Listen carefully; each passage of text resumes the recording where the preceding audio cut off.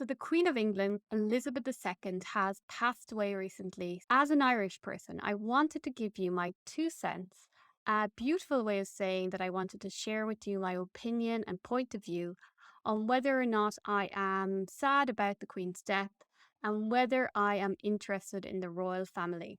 I will also be sharing with you some vocabulary and expressions as we go along to talk about the Queen. So, welcome to this week's podcast, and also the second time I am on YouTube for this episode. I'm Ruth Whittle, founder of English for Change, helping you build a confident voice in English so you can make a positive difference in your life with better English and also make positive change in the world.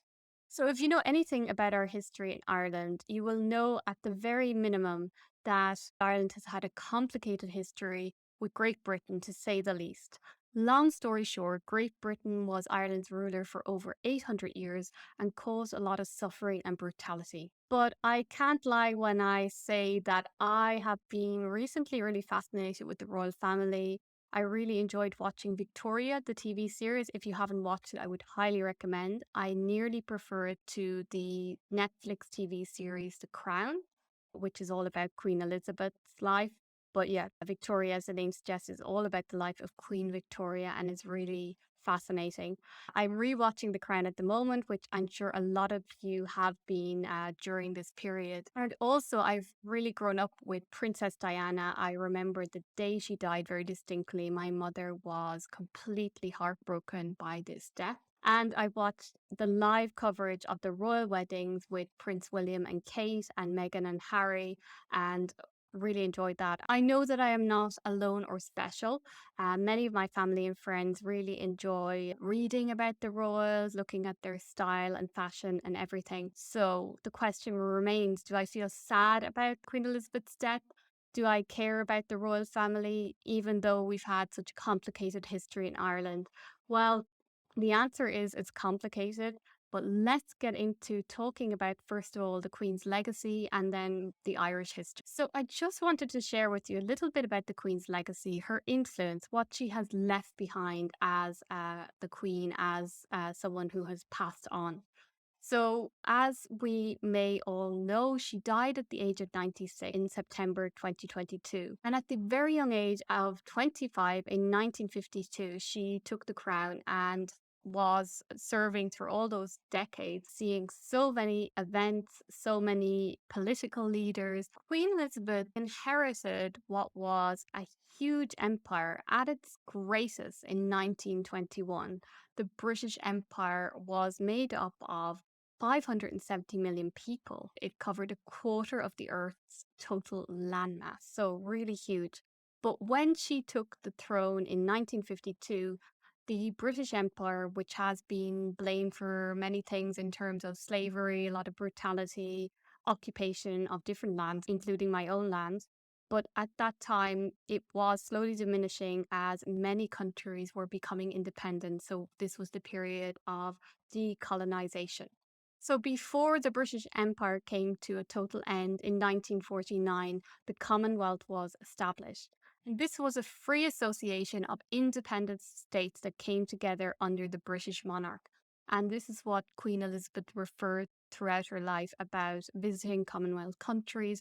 So it wasn't about being the ruler of the British Empire at that time. It was more about being the queen, the head of the Commonwealth and countries freely coming into it. I think that is an interesting point. While the British Empire, it was the largest in history, composed of dominions, colonies, mandates, and other territories which were acquired since the 16th century. The Commonwealth was now this free association of independent states that were coming together in terms of things like diplomacy and sharing culture. As I am filming this video and recording this podcast, it was the funeral of Queen Elizabeth that was on, and Monday was a bank holiday for the British people. And it was just an amazing event. I don't think it will ever be seen again. There were people from all over the world coming to attend. There was the Emperor and Empress of Japan. There was the royal family from Europe, Netherlands, Spain. There was the president of US, the president of France, people from all over the world coming to attend this funeral. And pay their respects, and celebrate the life of Queen Elizabeth II, a woman that has touched the lives of so many people, who has met so many people, and being this apolitical head of a monarch, head of the state, representing Great Britain at home and abroad. Really, it shows that like British people are very proud of Queen Elizabeth. So yeah, that is just her legacy. And now I want to get into more about my country and our history. It might be a bit confusing to you when you think of the United Kingdom. Like, what is the United Kingdom? What's the difference between all of these countries? Ireland, Northern Ireland, England, Scotland. It's quite confusing, definitely.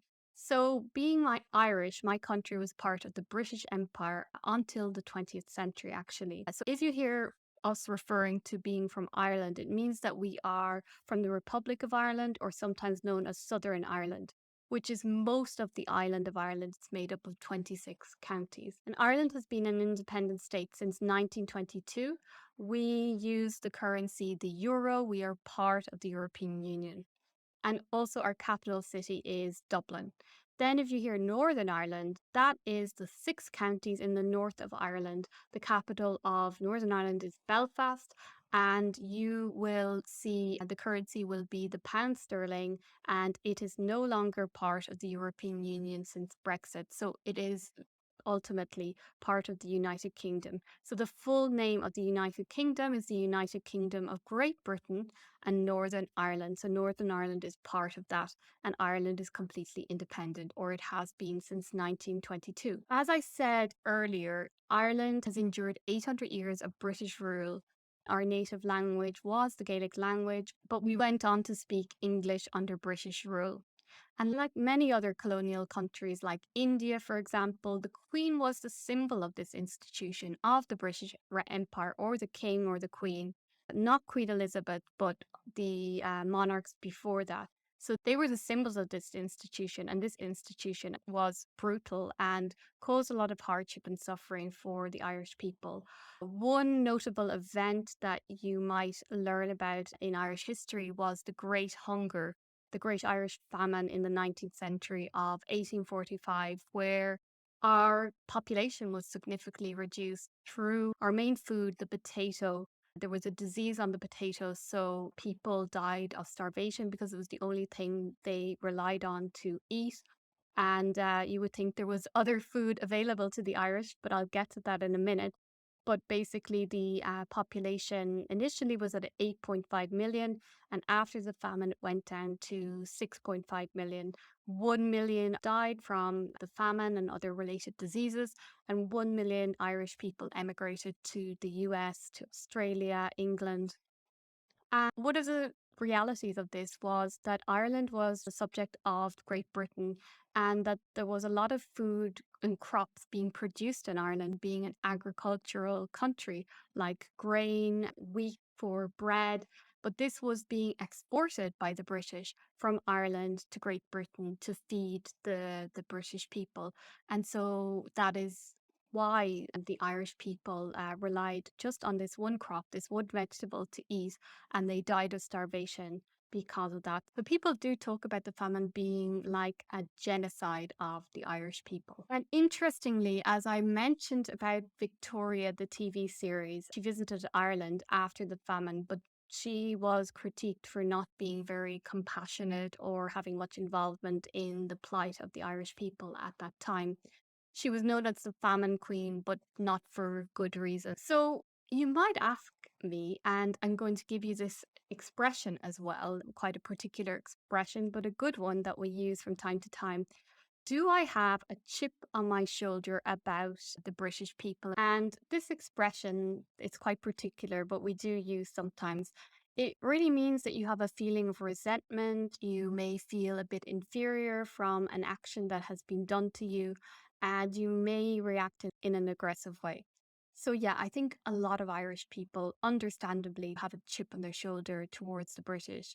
I think, like a lot of powerful institutions, unfortunately, they're built on ugly foundations. So I really love the royal family and I love the Queen in many ways, but I don't love the institution that she is part of and that she is built on. But a lot of that has gone away with the end of the British Empire and the Commonwealth and all of the charities that she is part of. So I wanted to talk about the relationship we have to the Queen, the relationship I have to the Queen in reality, in actual fact. That's a nice expression to say, in reality, in actual fact. So, the first thing I want to say is that many people have a very intimate relationship. They almost feel like they know the Queen and the royal family. Perhaps the Queen less so because the Queen didn't show much emotion. So many people, yeah, they feel like they know the royal family. They've seen their wedding, they see the funeral, they see them going around and talking. They're one of the most filmed and photographed families in the world. But this is called having a parasocial relationship, meaning that it is one sided. And we often have this for celebrities, famous people, where we invest a lot of time and energy and we think about these people. We mourn for them when we die, we celebrate them when they have children or they get married.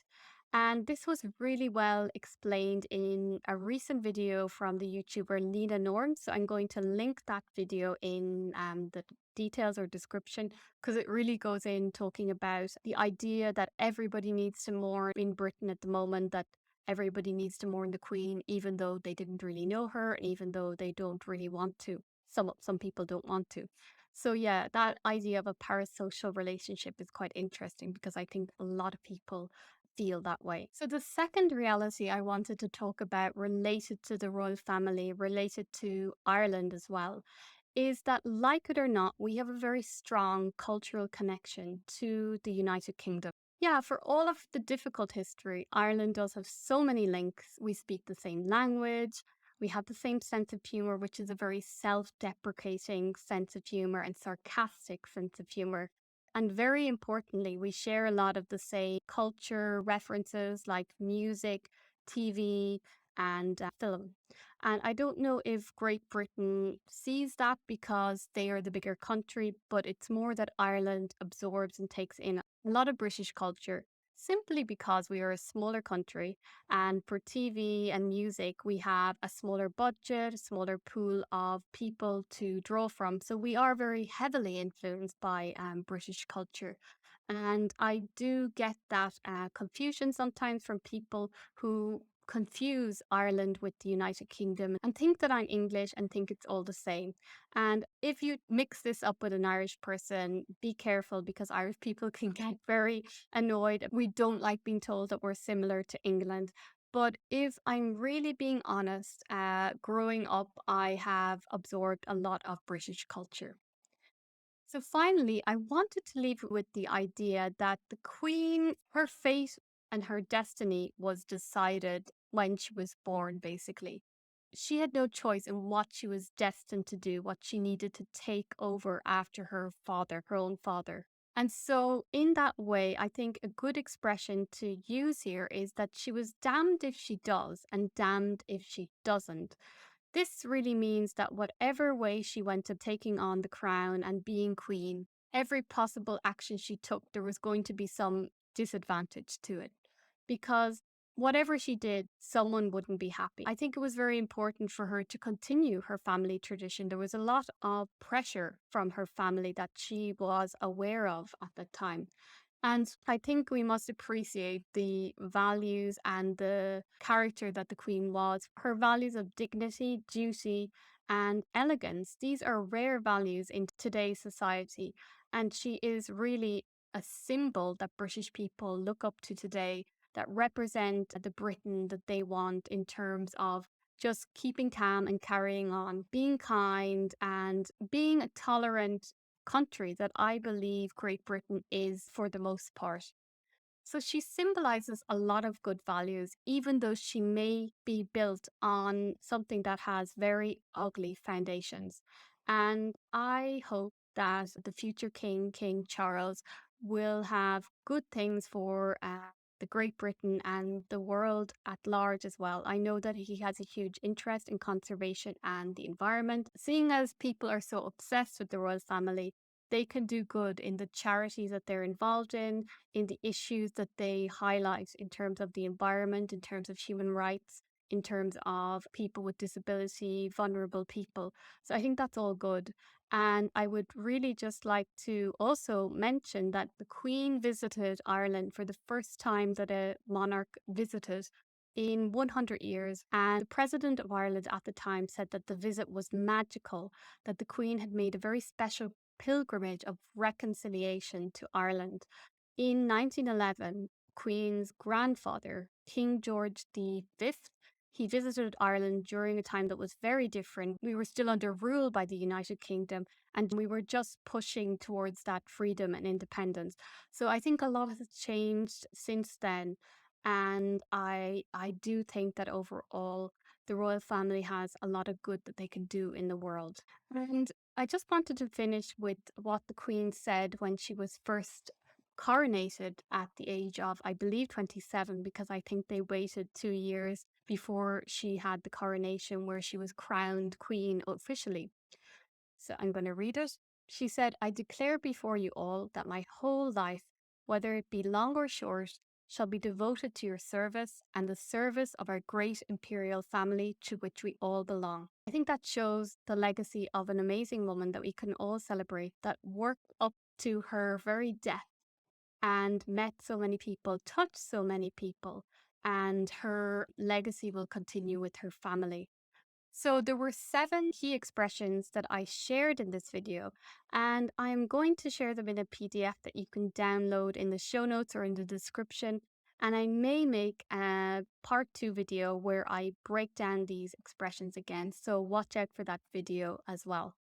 Thank you for joining me in this podcast and video today, and I will talk to you in the next one.